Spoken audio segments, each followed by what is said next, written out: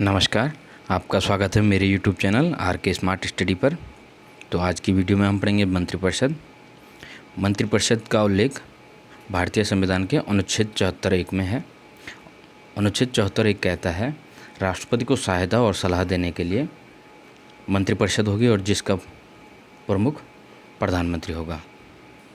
तो अनुच्छेद 74 से हमें मंत्रिपरिषद एवं उसके प्रमुख प्रधानमंत्री के बारे में पता चलता है। देखिए, मंत्रिपरिषद कार्यपालिका का भाग है।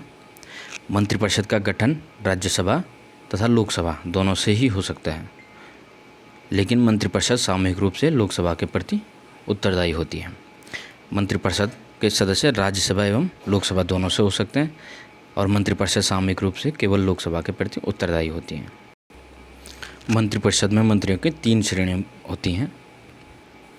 3 श्रेणियाँ कौन कौन सी? पहला, कैबिनेट मंत्री, राज्य मंत्री, उप मंत्री। कैबिनेट मंत्री वे मंत्री होते हैं जिनके पास केंद्र सरकार के महत्वपूर्ण मंत्रालय जैसे गृह, रक्षा, वित्त, विदेश व अन्य मंत्रालय होते हैं। वे कैबिनेट के सदस्य होते हैं और उनकी बैठकों में अधिकारपूर्वक भाग लेते हैं तथा नीति निर्धारण में महत्वपूर्ण भूमिका निभाते हैं। राज्य मंत्री भी 2 प्रकार के होते हैं, राज्य मंत्री स्वतंत्र प्रभार एवं राज्य मंत्री स्वतंत्र प्रभार वे मंत्री होते हैं जो किसी मंत्रालय के प्रमुख तो होते हैं लेकिन मंत्रिमंडल की बैठकों में अधिकारपूर्वक भाग नहीं लेते हैं, जबकि कैबिनेट मंत्री मंत्रिमंडल की बैठकों में अधिकारपूर्वक भाग लेते हैं। अर्थात राज्य मंत्री स्वतंत्र प्रभार के पास मंत्रालय तो होते हैं लेकिन वह मंत्रिमंडल की बैठकों में भाग नहीं लेते हैं, जबकि केवल राज्य मंत्री कैबिनेट मंत्री के सहयोगी के रूप में कार्य करते हैं। अगला, उप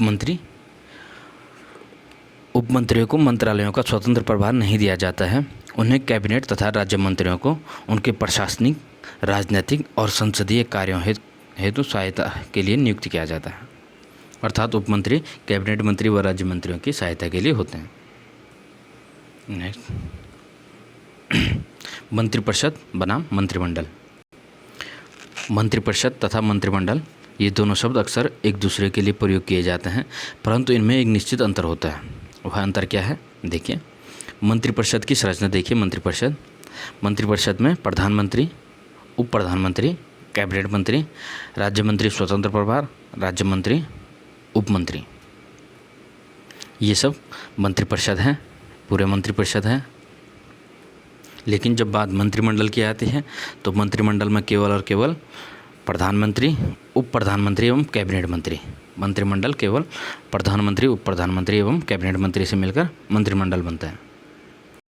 आपको बता दूं, उप प्रधानमंत्री का पद का उल्लेख ना तो संविधान में है, ना ही इसके लिए कोई संवैधानिक प्रावधान है, लेकिन संसदीय शासन व्यवस्था में राजनीतिक कारणों के कारण इस प्रकार का दायित्व दिया जाता है उप प्रधानमंत्री का।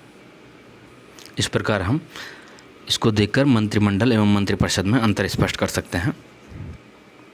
देखिए, मंत्रिपरिषद एक बड़ा निकाय है जिसमें 60 से 70 मंत्री होते हैं। यह एक बड़ा निकाय है जिसमें 60 से 70 मंत्री होंगे। उप मंत्री, राज्य मंत्री स्वतंत्र प्रभार, कैबिनेट मंत्री, उप प्रधानमंत्री और प्रधानमंत्री सभी को मिलाकर 60 से 70 मंत्री हो सकते हैं, जबकि मंत्रिमंडल में केवल 15 से 20 मंत्री होते हैं। तो मंत्रिमंडल अपने आप में छोटा है और मंत्रिपरिषद बड़ा है। इसके अतिरिक्त मंत्रिपरिषद सरकारी कार्यों हेतु एक साथ बैठक नहीं करती है, इसका कोई सामूहिक कार्य नहीं है, जबकि मंत्रिमंडल नियत समय में बैठक करती है और सरकारी कार्यों के संबंध में निर्णय लेती है। मंत्रिमंडल का कार्य सामूहिक है। अगला, मंत्रिपरिषद के कार्यों का निर्णय मंत्रिमंडल करता है, मंत्रिपरिषद के कार्यों का निर्णय मंत्रिमंडल करता है, जिसका तात्पर्य है मंत्रिमंडल अपने आप में एक महत्वपूर्ण निकाय है और वास्तविक शक्तियों के मामले में मंत्रिमंडल के पास ज़्यादा शक्तियाँ हैं, महत्वपूर्ण है शक्तियों के मामले में। मंत्रिपरिषद मंत्रिमंडल के निर्णयों को लागू करती है, जबकि मंत्रिमंडल मंत्रिपरिषद द्वारा अपने निर्णयों के अनुपालन की देखरेख करता है। इस प्रकार मंत्रिमंडल केंद्र सरकार की मुख्य नीति निर्धारक अंग है और यह केंद्र सरकार की उच्च कार्यकारिणी है। तो ये कुछ निश्चित अंतर हैं मंत्रिपरिषद एवं मंत्रिमंडल में। आगे बढ़ते हैं। 91वां 91 संशोधन, संविधान संशोधन 2003। इस संविधान संशोधन में मंत्रिपरिषद के आकार के संबंध में कहा गया है कि केंद्रीय मंत्रिपरिषद में सदस्यों की संख्या अधिकतम लोकसभा की कुल सदस्य संख्या के 15% होगी।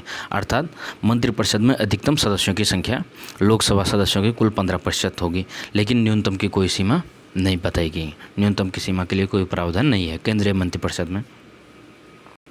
जबकि राज्यों के मंत्रिपरिषद का अधिकतम सदस्य संख्या राज्य विधानसभा के कुल सदस्य संख्या के 15%। अधिकतम मंत्रिपरिषद जो राज्य के मंत्रिपरिषद हैं उसमें अधिकतम सदस्य संख्या विधानसभा के 15% होगी, लेकिन न्यूनतम 12 होगी। 12 कुल सदस्य संख्या होगी 12।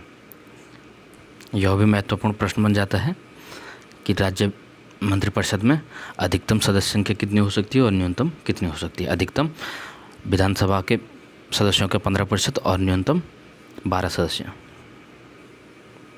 चलिए आगे बढ़ते हैं। आंतरिक या किचन कैबिनेट, आपने बहुत बार चर्चा में यह सुना होगा, आंतरिक या किचन कैबिनेट। आइए देखते हैं। किचन कैबिनेट में प्रधानमंत्री के विश्वास पात्र 4 से 5 लोग होते हैं जिनसे वो हर समय चर्चा करते हैं। इसमें जनता द्वारा चुने गए सांसदों के अलावा भी लोग शामिल होते हैं, अर्थात वे लोग भी शामिल होंगे जिन्हें जनता द्वारा नहीं चुना गया है। जैसे हमने मंत्रिपरिषद में देखा तो मंत्रिपरिषद में लोकसभा एवं राज्यसभा के सदस्य होते हैं जिन्हें चुना जाता है, लेकिन जब आंतरिक या किचन कैबिनेट की बात आती है उसमें चुने हुए सदस्य नहीं होते हैं। वे अन्य सदस्य भी हो सकते हैं, जैसे प्रधानमंत्री के मित्र या पारिवारिक सदस्य। किचन कैबिनेट प्रधानमंत्री को महत्वपूर्ण राजनीतिक तथा प्रशासनिक मुद्दों पर सलाह देती है। किचन कैबिनेट का कॉन्सेप्ट केवल भारत में ही नहीं बल्कि अमेरिका और ब्रिटेन में यह प्रचलन में है तथा सरकार के निर्णयों को प्रभावित करने में काफ़ी शक्तिशाली होता है किचन कैबिनेट। धन्यवाद आप सभी का। अगर आप तैयारी में नए हैं तो जुड़े रहिए आर के स्मार्ट स्टडी से और चैनल को लाइक एवं सब्सक्राइब करना ना भूलें।